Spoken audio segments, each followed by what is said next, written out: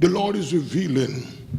I'm trying to find the right term, but the best term I can find, because in Revelation you just have to be fully honest. The best word I can find is the Lord is revealing the spirit of a eunuch unto the Jezebel spirit. The spirit, if you look in the Bible, in 2 Kings chapter 9, it talks about Jezebel and the eunuch, and when Jehu was going to remove her and such the like. But there were some folks who were her helpers, and they called them eunuchs. And what I see in the spirit is just today, I was sitting in the living room, and bam, there's a flash.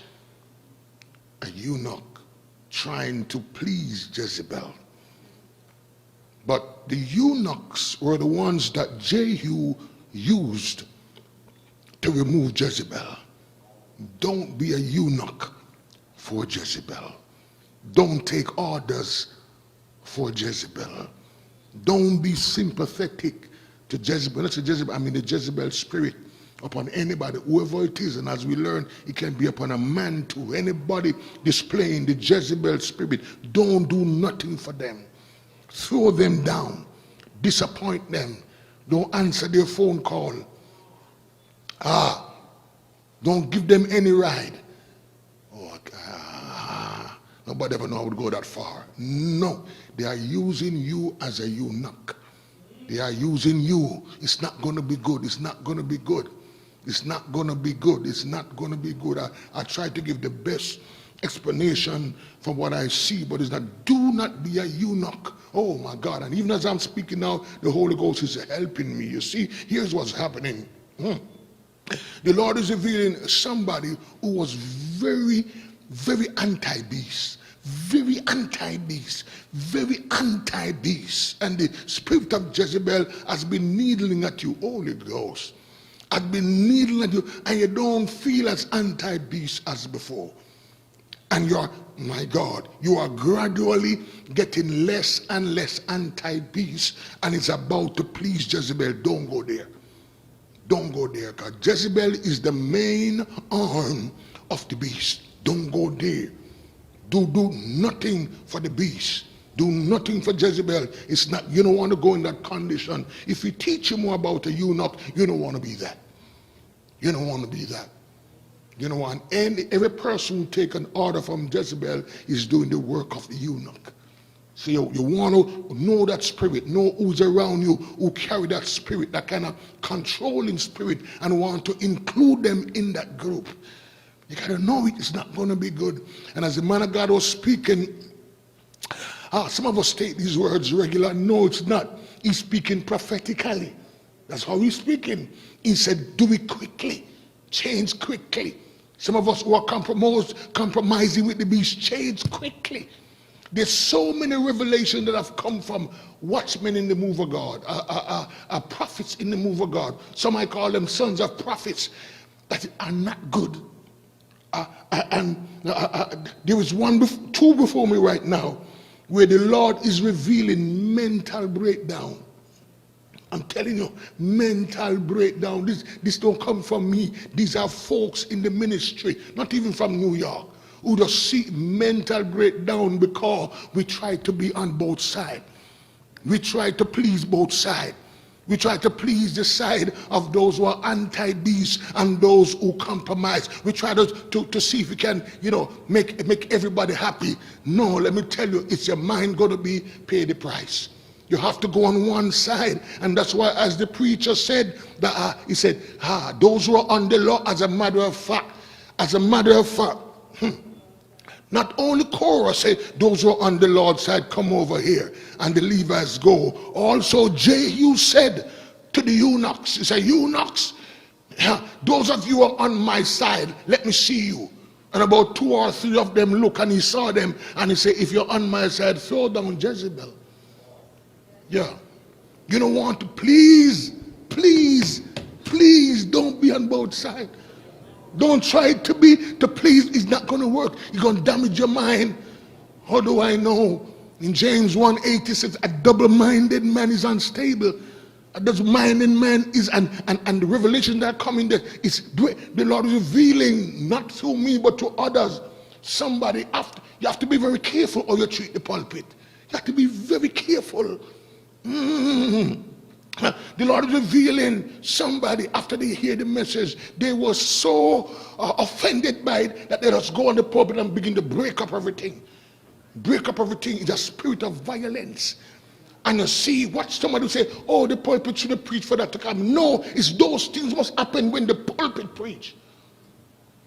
Yeah, when the pulpit preach, it must mess up people's sinful norms.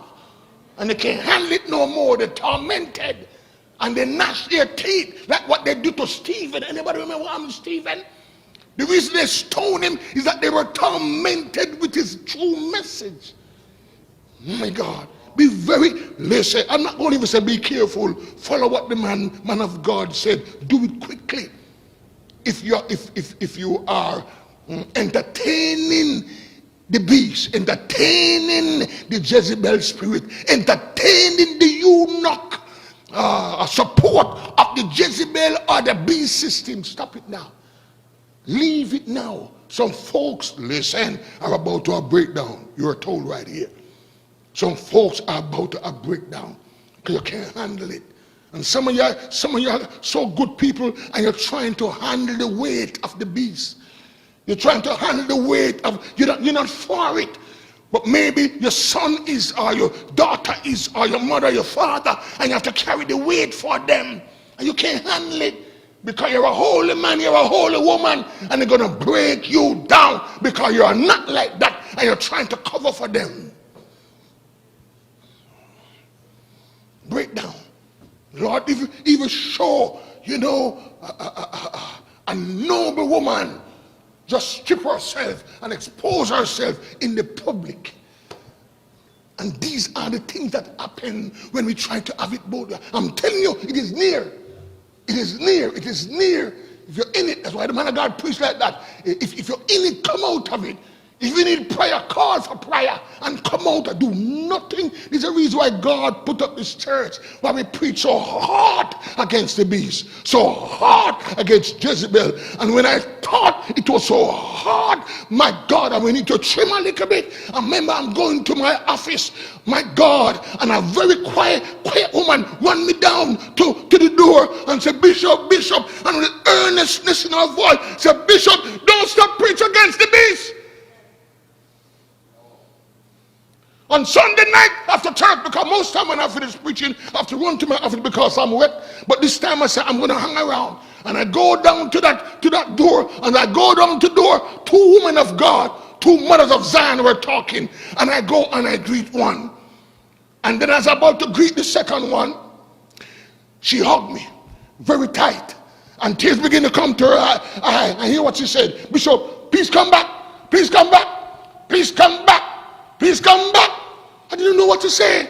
I was in a spot because she was this nice woman of Zion. What am I going to say? I'm going to look at her and say, no, I can't do that. I don't know what to say. And God allowed the other woman of God standing near to her and said to her, no, you cannot say to Bishop. You cannot say that to the Bishop. And she realized, and she still hugged me and said, okay, Bishop, pray for me. Reverend Campbell, were you there? Come on, stand up, let me see. Bishop, don't make up stuff. Am I talking the truth or not? You don't make up stuff. That means the people, even though it coming like they want the beast, they don't want the beast. They don't want the beast in their heart. They don't want the beast. They worry if the bishop leave.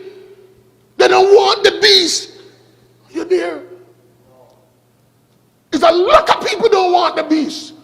But people try to bludgeon them and corner them, come and flatter them. A lot of people that I discover it.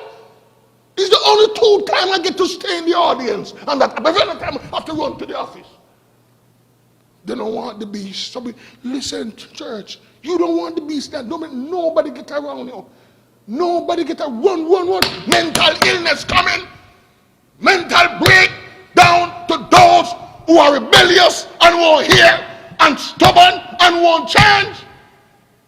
Listen, when you hear somebody do not be against an anti-beast preacher. Trouble will take you. Remember, I warn you. My God. The anti-beast preacher going to have problem too. They are fault. Maybe they're not the best person. But be careful. Do not rise up against an anti-beast preacher. You're a one.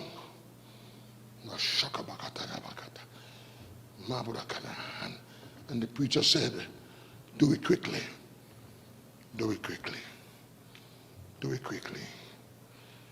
Do it quickly.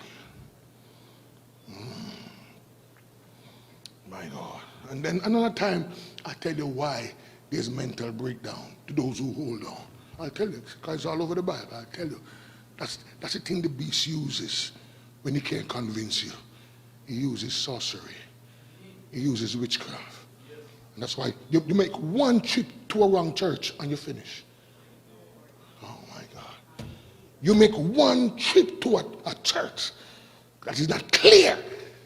Not clear.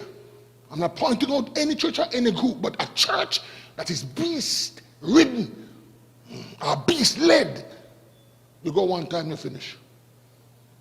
My God.